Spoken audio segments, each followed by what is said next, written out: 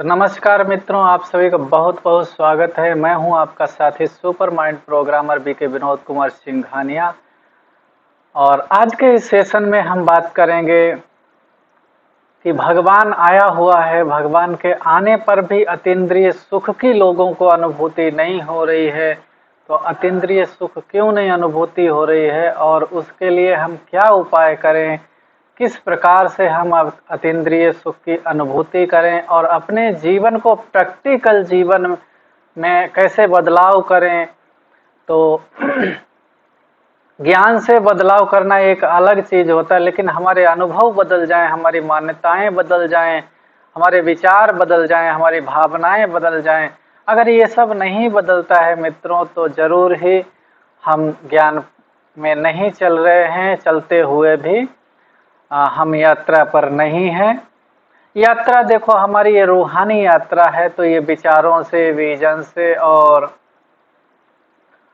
हमारी फीलिंग्स से और ध्यान से ये हमारी यात्रा चलती है। बाकी शरीर में तो सबको अपना अपना काम धंधा है, वही जो पिछले जीवन में कर रहे थे वही सबको खाना पीना सोना वही काम करना है।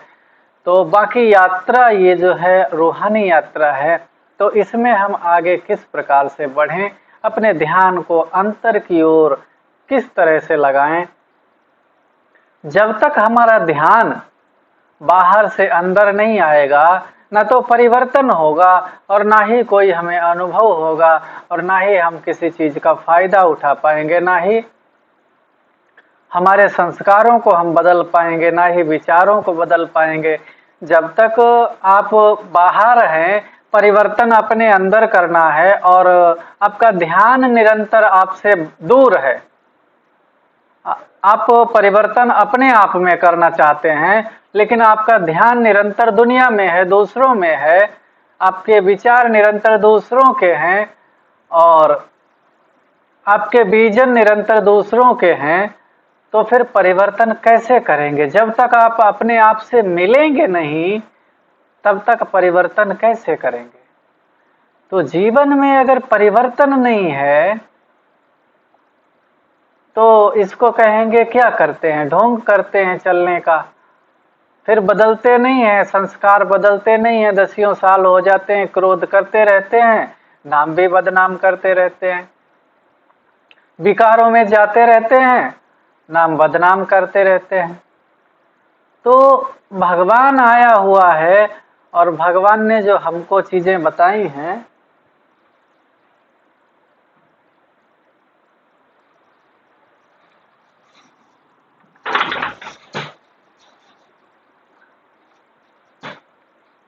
जो धारणाएं बताई हैं, तो उन पर हम चलें। हर एक चलने की कोशिश करते हैं, लेकिन कहीं ना कहीं चल नहीं पाते। हर एक आगे बढ़ने की कोशिश करते हैं, फिर भी बढ़ नहीं पाते। हर एक अपनी आत्मिक स्थिति बनाना चाहता। ऐसा कोई नहीं है जो जीवन में सुख नहीं चाहता हो, शांति नहीं चाहता हो, प्यार नहीं चाहता हो, आनंद नहीं चाहता हो। हर एक इन चीजों को चाहता है, लेकिन आए कैसे? उसके लिए हमें स्वयं मेहनत करनी पड़ेगी, हमें स्वयं चलना पड़ेगा, हमें सफर तय करना पड़ेगा। उसके रिस्पॉन्सिबल हमें खुद बनना पड़ेगा, सारी रिस्पॉन्सिबिलिटी उसकी खुद हमें उठानी पड़ेगी। अगर हम जीवन के डिजाइनर हैं, मान लो भगवान मनुष्य से देवता बनाता है, तो पुरुषार्थ करने की क्या जरूरत है? पुरुषार्थ क्यों कराता है? भगवान मानस से देव बनाता है, तो हमें फिर पुरुषार्थ करने की क्या जरूरत है? क्यों करते हैं पुरुषार्थ? तो भगवान कहता है मैं आपको रास्ता बताता हूं, ज्ञान देता हूं, उसमें फिर मदद करता हूं, लेकिन चलना आपको खुद को है, मेहनत आपको खुद को करनी है। अभी आपने अपने अंदर जो निगेटिविटी के विचार बोए हैं, उन विचारों को भगवान कैसे डिलीट करेगा? मान लो डिलीट भी कर दे, तो फिर उसको तो सबके विचार डिलीट करने पड़े, फिर तो सब बराबर हो जाएं, फिर तो कर्म का और पुरुषार्थ का, प्रारब्ध का कोई बात ही नहीं आए। तो हर एक को अपना अपना पुरुषार्थ करना है जीवन को बदलने के लिए। अब यहां भी कोई सुन रहे हैं, कोई अपना काम धंधा कर रहे होंगे, मोबाइल को ज्वाइन करके छोड़ दिया। तो जो जितना करेंगे उतना ही तो प्राप्त होगा, बिना किए कुछ भी प्राप्त होने वाला नहीं है। अभी इस रविवार को आपने सुना, उसमें 4 तरह का ब्रह्मचर्य बताया था। ब्रह्मचर्य क्या है? तन का ब्रह्मचर्य, मन का ब्रह्मचर्य, संबंध का ब्रह्मचर्य, और एक और बताया था। तो ये सब चीजें बताई, अभी हम जानते ही नहीं कि तन का ब्रह्मचर्य क्या क्या होता है। तन का ब्रह्मचर्य एक तो विकारों में ना जाना, फिर नजर से हम ऐसा देखें जो हमें शांति देने वाला हो, सुकून देने वाला हो। किसी भी बुरी चीज पर हमारी नजर ना जाए, नजरिया ठीक हो, मुंह से बुरे शब्द ना निकलें, किसी की बुराई ना करें, हाथों से बुरा कर्म ना हो, बुरे कर्म की ओर पैरों से चले नहीं। तो ये हो गया तन का ब्रह्मचर्य। मन का ब्रह्मचर्य, मन में कोई विचार ना आए, कोई फालतू विचार ना आए, जितना काम है उतना ही विचार आए। अगर हमने दिन भर में 10 काम किए, 15 काम किए, तो उतने ही विचार आए। जो फालतू हजारों विचार चलते रहते हैं वो ब्रह्मचर्य के अंतर्गत नहीं है। और जब हम उन पर ध्यान देना शुरू करेंगे तभी वो खत्म होंगे।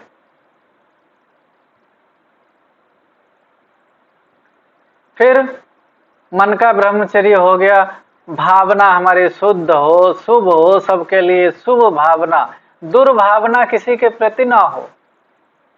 वैसे तो सब बहुत अच्छे चलते हैं,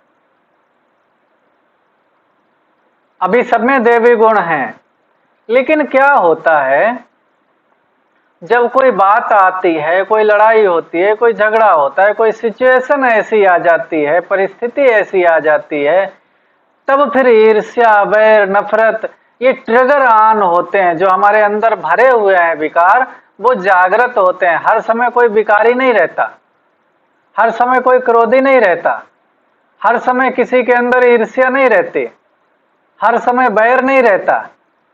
ये चीजें अंदर में रहती हैं और समय समय पर जब उनके जैसा वायुमंडल मिलता है तब वो जागृत होती हैं। तो हमारे अंदर से वो बीज निकल जाए, जागृत होना बंद हो जाए। आप तो अपने को अच्छा समझ रहे हैं अभी, लेकिन थोड़ी देर बाद ही क्रोध आ जाता है, गुस्सा आ जाता है, थोड़ी देर बाद ही आकर्षण होने लगता है। तो वो चीज कमी है जो समय समय पर ट्रिगर ऑन होता है, स्विच ऑन होता है, वो हमारे में कमी है, उसको निकालना है। तो तन का ब्रह्मचर्य, मन का ब्रह्मचर्य, संबंध का ब्रह्मचर्य। संबंध में किसी से अटैचमेंट ना हो, किसी से आकर्षण ना हो, और किसी से कोई इच्छा ना हो, लगाव ना हो, झुकाव ना हो, और किसी से कोई इच्छा ना हो कि इससे हमको कुछ मिले, उम्मीद ना रहो। ये चीजें अगर हैं तो ब्रह्मचर्य नहीं है संबंध का। संबंध का ब्रह्मचर्य, इसमें ये सब चीजें आती हैं, ये ना हो।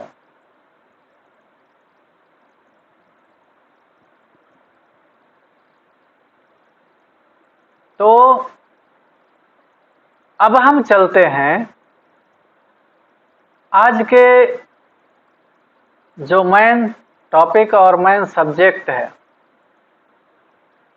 जो भी लोग हैं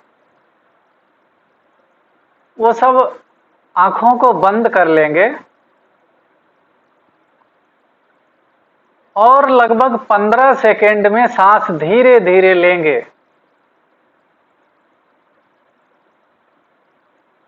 धीरे धीरे सांस लेते जाएं, 15 सेकेंड में एक सांस लगभग, और फिर उसको धीरे धीरे छोड़ें 15 सेकेंड में, 10 सेकेंड में।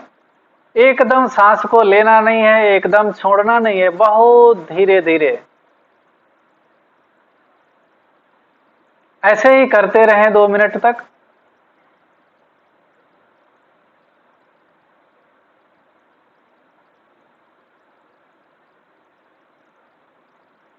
ध्यान दें आपकी सांस आ रही है अंदर और सांस जा रही है। धीरे धीरे करते भी रहें और सांस को देखने की कोशिश करें।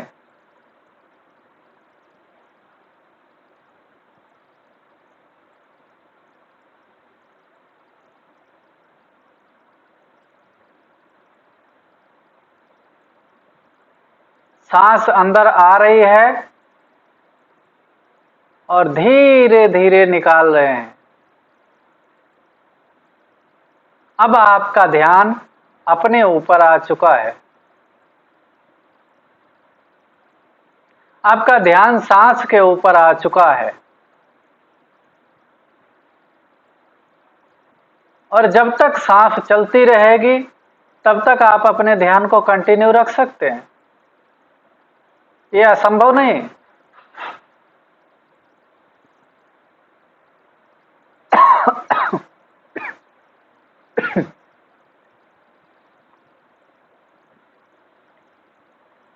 अब आप सांस भरेंगे अपने अंदर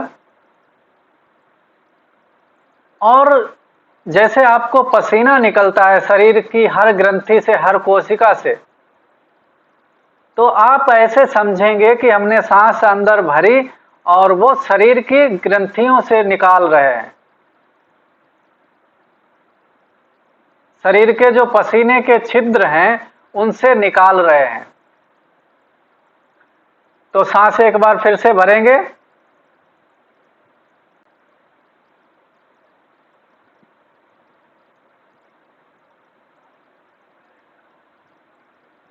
देखने की कोशिश करेंगे सांस भर रही है और फिर वो सारे शरीर में से निकल रही है।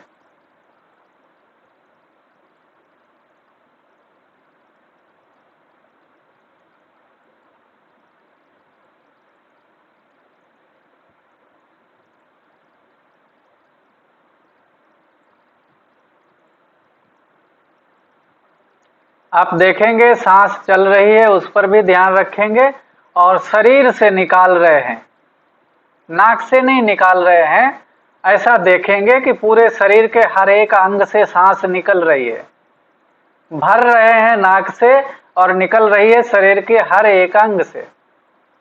इससे क्या होगा?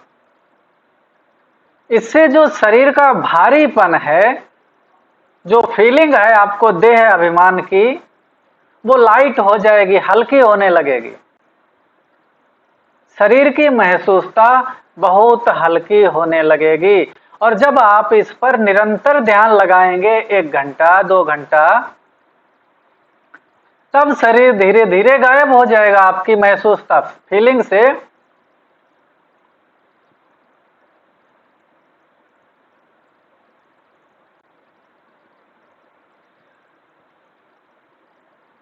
आपकी फीलिंग से शरीर गायब हो जाएगा। लेकिन ये कैसे करना है? उसमें ध्यान निरंतर ही आपको देखते रहना है। वो चित्र खत्म हो गया, कहीं इधर मन जा रहा उधर मन जा रहा, नहीं। एकाग्र फोकस करके ध्यान से, एकाग्रता से उसको निरंतर देखना है। फिर उसके बाद क्या करेंगे? अभी मान लो 5 मिनट तो हम सांस को धीरे धीरे लेंगे और धीरे धीरे छोड़ेंगे। मेरे पास इतना समय नहीं है, ये आपको खुद प्रैक्टिकल करना है, मैं बता रहा हूं। और सांस को देखते जाएंगे। फिर इसके बाद अगला जो स्टेप होगा उसमें आप सांस को भरेंगे और शरीर के हर एक पसीने के जो छिद्र हैं, रोम छिद्र कोशिकाएं हैं, उनसे निकलता हुआ देखेंगे, महसूस करेंगे कि उनसे निकल रही है। तो ये आपको 10 मिनट करना है, 15 मिनट करना है। फिर उसके बाद एक चीज इसमें ऐड कर देंगे। अब आप देख रहे हैं, आपको आपका शरीर दिखाई दे रहा है, जैसे किसी थर्ड पर्सन का, तीसरे व्यक्ति का शरीर देखते हैं तो वो दिखाई दे रहा है। अब आदमी जिंदा है तो उसमें आत्मा भी होगी। तो ये चित्र हमने देख लिया, जिंदा व्यक्ति है। अब अगर उसका हमें चित्र, फोटो बनाना होगा तो क्या करेंगे? चित्र बनाना होगा तो उसमें आत्मा ऐड करनी पड़ेगी, दिखानी पड़ेगी मस्तक के बीच में।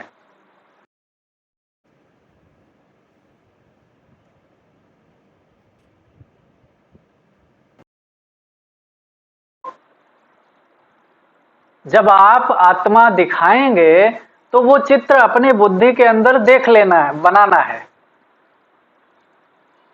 वो चित्र आप अपने को देख रहे हैं और समझ रहे हैं कि इसमें आत्मा भी है। तो आपका ध्यान अब आत्मा पर पहुंचने लगा और आप सांस पर भी ध्यान रखेंगे। सांस भर रहे हैं और शरीर के हर एक अंग से वो निकल रही है। ऐसे धीरे धीरे शरीर में हल्कापन आता जाएगा और शरीर का भान खत्म होता जाएगा। जो फीलिंग है, जो कॉन्शियस है, वो खत्म होता जाएगा। और फिर आप ध्यान देंगे कि इस शरीर में मुख्य कौन है? आत्मा। इस बॉडी में मुख्य कौन है?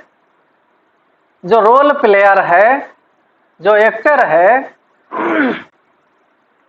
वो है आत्मा। तो धीरे धीरे उसके ऊपर ध्यान का फोकस करेंगे, बाकी शरीर को छोड़ देंगे, धीरे धीरे उसके ऊपर फोकस करेंगे।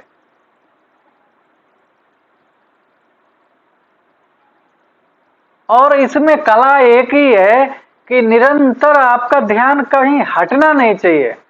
जब फीलिंग आएगी, महसूसता आएगी, अनुभव होगा, तो वो ध्यान इधर उधर अगर भटकता है, बार बार इधर ये चित्र आया, वो चित्र आया, वो बन रहा, वो बिगड़ रहा, तो एक ही चित्र पर कंटिन्यू बिना पलकों को झपकाए देखते रहिए।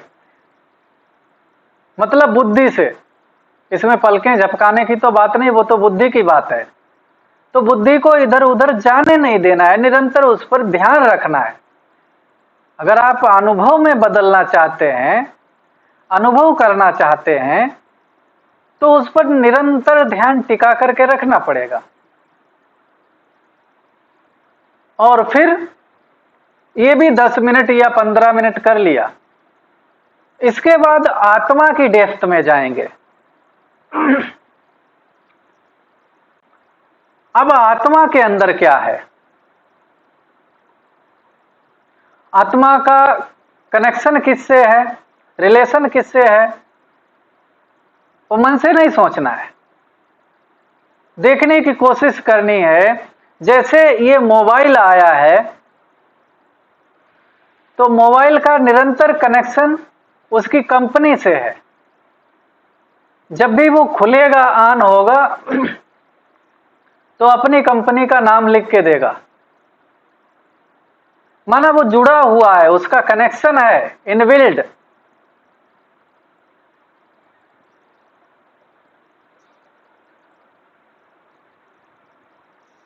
निरंतर कनेक्शन है। ठीक ऐसे ही लैपटॉप या कोई भी गाड़ी, तो हर एक कंपनी से जो उसने निर्माण की हुई चीज है वो जुड़ी हुई है, उसका कनेक्शन है। ठीक इसी प्रकार आत्मा का परमात्मा से निरंतर कनेक्शन जुड़ा हुआ है। अजर अमर अविनाशी आत्मा है, अनादि और अविनाशी। ठीक कनेक्शन भी अनादि और अविनाशी परमात्मा के साथ जुड़ा हुआ है।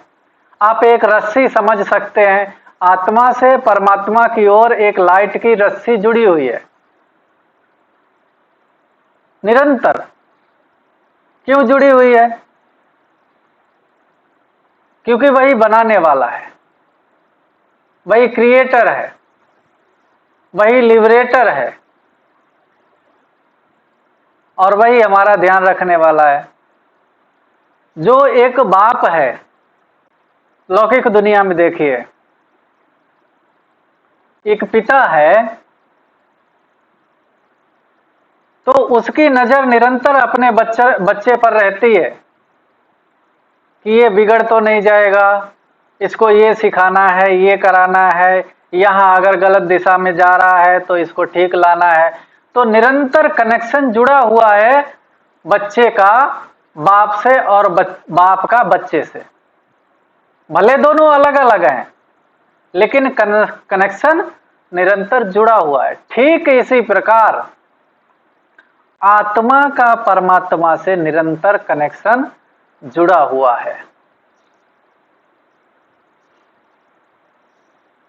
केवल जरूरत क्या है? आपको अपनी जाने की जरूरत है, अपनी गहराई में जाने की जरूरत है। अपनी गहराई में जाने की जरूरत है, आत्मा की गहराई में जाने की जरूरत है, डेप्थ में जाने की जरूरत है। आपको अपना ध्यान उधर लगाने की जरूरत है। अभी ये कैसे होगा? ये तो आप काम धंधा करते हुए भी अपने ध्यान को अपनी सांसों पर लगा सकते हैं। सिंपल। इससे क्या होगा? अगर परमात्मा ना भी याद रहे तो आपकी एक प्रैक्टिस होगी कि ध्यान आपका बाहर नहीं भटक रहा है, ध्यान आपका अपने शरीर पर है। और शरीर पर है तो आपको नॉलेज है कि शरीर के भीतर आत्मा है, तो दोनों चीजों की निरंतर स्मृति रहेगी। जब आप ये प्रैक्टिस चलते फिरते उठते बैठते करेंगे तो आपको शरीर और आत्मा की स्मृति रहेगी कि ये शरीर है और इसमें आत्मा है। आपको देखने की भी प्रैक्टिस होगी और आपकी बुद्धि जो है बारीक होती जाएगी, महीन बुद्धि होती जाएगी, जो कि सूक्ष्म चीजों को देखने में सक्षम होगी। नहीं तो अभी तक बुद्धि को और मन को सूक्ष्म चीजों में कोई इंटरेस्ट नहीं, वो स्थूल चीजों में लगी